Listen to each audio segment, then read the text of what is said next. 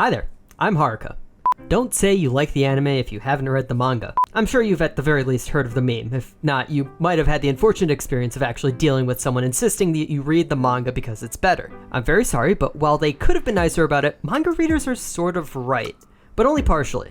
They want you to read the manga of a series that's already an anime adaptation, while I think you should be reading manga that doesn't. Manga as a medium is easier to produce than anime. It takes less time, less people, and honestly, less money. It's easier to self-publish manga than it is to self-produce anime. So this means that there's a lot more manga available than anime, and with that larger volume, there's more of a chance that you'll find something that fits your exact tastes. So I'd like to share my taste buds with you and introduce you to a manga from a genre that I like to call cool girl manga. I really hope that name doesn't stick because it's incredibly bland. Someone give this genre a better name. Anyway, how do I define this genre? Cool girl manga is essentially a rom-com, but distinguishes itself from other rom-coms by some specifics that always follow the main couple and their relationship. First of all, the main girl is always someone with a strong personality, whether they're very outgoing or in some special cases they're just physically strong. Basically, it goes back to the recent cool waifu that's been developing over recent years. Not kudere, I just mean they're cool. Anyway, the guy is a wimp who is closed off from most of society and his peers, but with the introduction of this girl into his life, he begins to come out of his shell. Antics ensue, and the guy learns what companionship feels like, as well as gaining some of the girl's friends as his own friends. So, to be perfectly honest, I'm just gonna guess that this genre has to have developed out of doujins. I mean, it sounds like a lot of doujin, and the story seems pretty sound in that context. School idol takes pity on some otaku, and at some point they hold hands and do other lewd things. Not to mention some other inferences about the origins of some of the mangakas who've really propelled this genre forward. But while there's still a lot of ecchi elements in these manga, the sexual element is removed from the story, making it about human relationships and a boy's journey towards integrating into a society with the help of this girl as a guide. I also think that this genre has a percentage of harem in it, since a lot of harem anime and manga start out with an unremarkable guy who feels alone and end with that same guy having been brought out of his comfort zone with a legion of female friendship at his side. In fact, you still see the vestiges of the harem genre in cool girl manga, with the guy ending up in the center of a group of women, but the difference is that there is only one main girl who is the focal point of this journey. The others are just accessories to the adventures of the main boy and the main girl. So when did this genre start off? Obviously, the harem genre has been around for a long time, but this specific mutation seems fairly new. My guess at the first manga that feels like it's in this genre is Hajimete no Gal, which began publishing in November of 2015. It is essentially a harem manga, but it has many of the integral structures of cool girl manga. Yukana is the main girl, and Shinichi is the wimpy main boy. I think that this also led to what is seen as the standard of the genre, that the main girl is some sort of gyaru, which is a subsect of Japanese culture that terrifies me when I see it in real life. But the main takeoff point of the genre seems to be in 2018 off the heels of Don't Bully Me Nagatoro. Nagatoro generated some attention through meme power, even if this too isn't fully in the cool girl genre.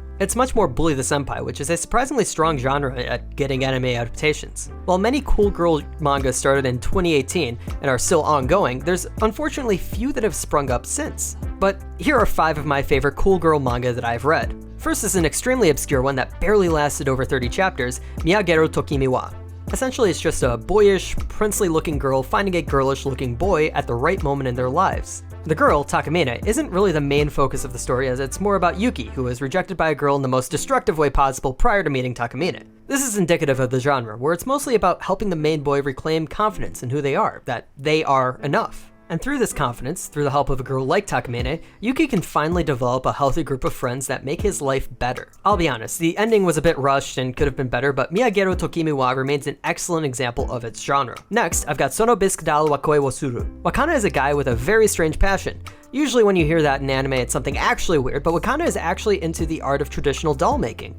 The problem is that when he was younger, he was ruthlessly bullied for having an interest in it. So he's extremely withdrawn from his class and prefers to stay home and work on his craft. One day he meets Marine, who is a gyaru that is not only an otaku, but also very interested in cosplaying. Except she's terrible at making her costumes. Marine enlists Wakano to help her with making cosplays, being one of the first people he's met who's accepted his interest and encourages him, as long as he makes her a cute maid outfit. While their interests don't line up in an exact way, Wakana knows nothing about otaku culture, they fit each other and fill each other's deficiencies so well. They really just prop each other up in a mutually beneficial way that allows both Wakana to open up to others and Marine to find a creative outlet. After that, here's a cool girl manga that is cleverly disguised as a harem despite very much being focused on one girl. Yankee JK Kusahana-Chan is about a boy in an all-girls school. Saotome is just another wimpy guy who is going to this girls' school because it's the best school in his area for fashion, which he wants to learn so he can take over his family's tailor shop. Our cool girl here is Hanako, a legendary delinquent among this school of delinquent girls, because she once took down an entire delinquent gang back in middle school. So Kuzuhana doesn't quite fit completely into the cool girl genre.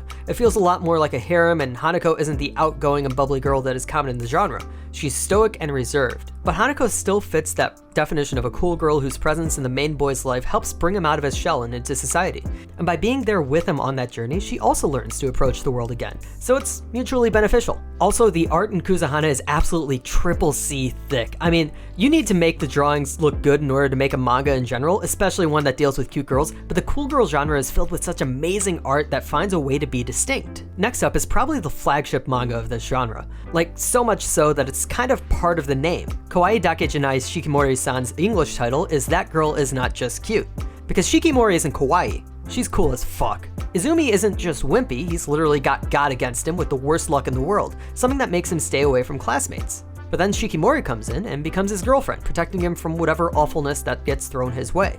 Shikimori is an important manga in the genre for two reasons. First, she is explicitly Izumi's girlfriend, and it is about their relationship. There are no other love interests trying to steal him away, despite Shikimori's jealousy over Izumi's totally platonic male friendship. Second, Shikimori is not stereotypically cute like most waifus are. She is, honestly, pretty manly, and that's what makes up this new cool waifu generation. One of the main through lines of all these cool girls is that the girl is not typical. She has some sort of non-girlish quirk about her, like being a gyaru or a delinquent, or having traditionally manly aspects, such as physically protecting the guy like in Shikimori. The final manga I'm going to mention is my favorite, Yancha no Anjou-san. You've got Seto, another generic and boring boy who begins to be annoyed on a regular basis by this gyaru who's taken an interest in him, Anjou.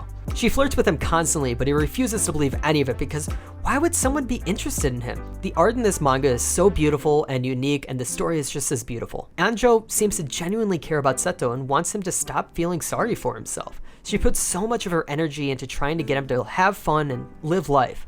And Seto's not the only person whose life is touched by Anjou. And letting Seto into her friend group, Anjou helps bring together Seto's only other friend to that point and one of her own friends. Anjou is possibly the peak of what this genre can bring. She is a girl who, on the surface, looks like a delinquent bully gyaru, but instead is a loving and caring person who just wants to share that love with everyone around her. All of these cool girls break the traditional waifu archetypes, rejecting stereotypes, and instead creating their own space in the world of anime and manga.